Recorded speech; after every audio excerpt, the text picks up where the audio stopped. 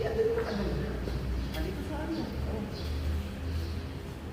Pag may huli, baka ako.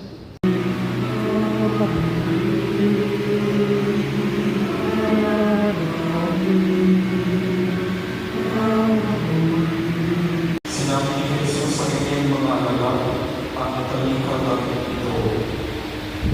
Ang pagkakain ng Diyos ay matulang dito.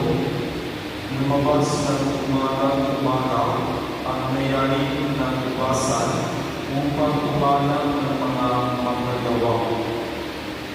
Nang magkasundo na sila sa upa na isang dinaryo maghapon, sila'y pinagbugal niya sa kanyang ubasan.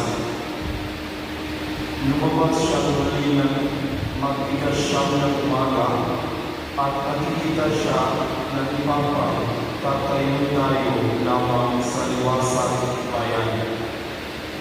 Sinabi niya sa kanila, "Pumaroon din kayo at magtrabaho sa aking ubasan at bibigyan ko kayo ng karapatang upa."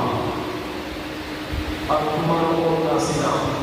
Lumabas na naman siya ng mag-12 ng tanghali at ng mag-3 ng hapon, at gayon din ang ginawa niya. Nang 5 ng hapon siya lumabas ulit, at nakikita pa ng mga ibang wala rin ginagawa. Sinabi niya sa kanila, "Bakit kayo tatayo tayo nandito sa buong maghapon? Wala pong magbigay sa amin ng trabaho," sagot nila.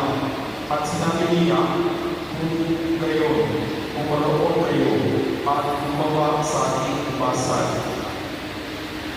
Pagtataging sinabi ng mayari ng ubasan sa kanyang katiwala, "Tawagin mo na ang mga manggagawa at sila'y upahan magmula sa huli hanggang sa buong pagtrabaho." Ang mga nagsimula ng 5 ng hapon ay tumanggap ng 1 denaryo, at nagumapit ang mga nauna, inaakala nilang tatanggal sila ng higit doon. Ngunit ang bawat isa'y tumanggap din ng 1 denaryo. Pagkatanggap nito, nagreklamo sila sa may-ari ng ubasan. Sabi nila, "Isang oras lang po umawa ang mga unang dumating. Samantalang ang hapon kami mapagal at nagtiis ng magpapasok ng araw.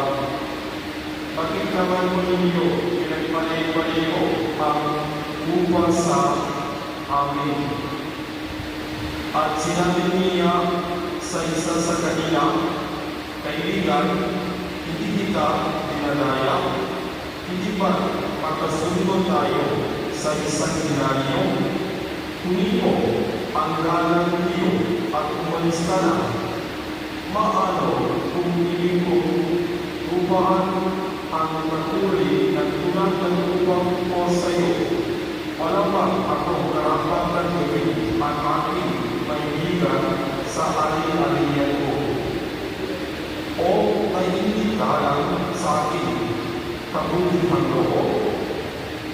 Kaya ang nakuli ay mauna at ang nauna ay makukuli."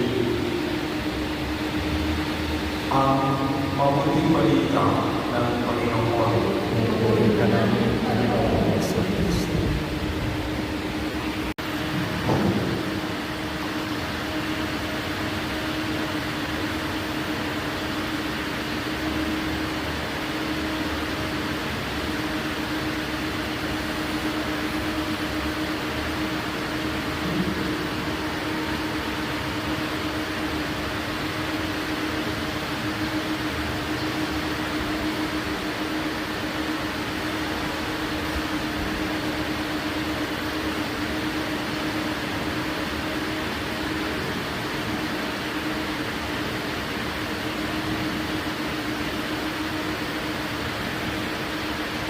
Let us pray.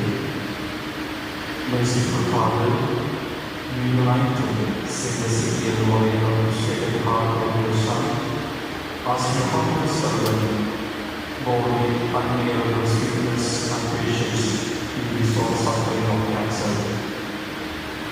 Through his intercession, grant the feeling body and soul, so that they purify you in your peace and presently divine goodness, and may become your unveiling instrument of faultless formalities.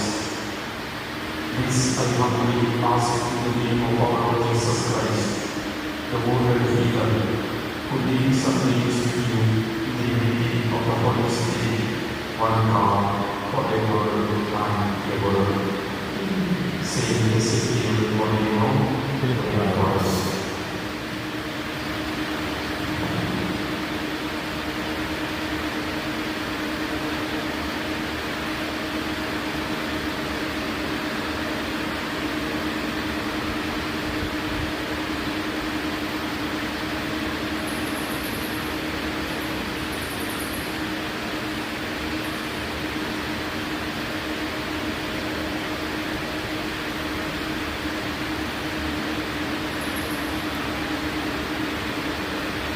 Kung ilan lang po dito sumikita.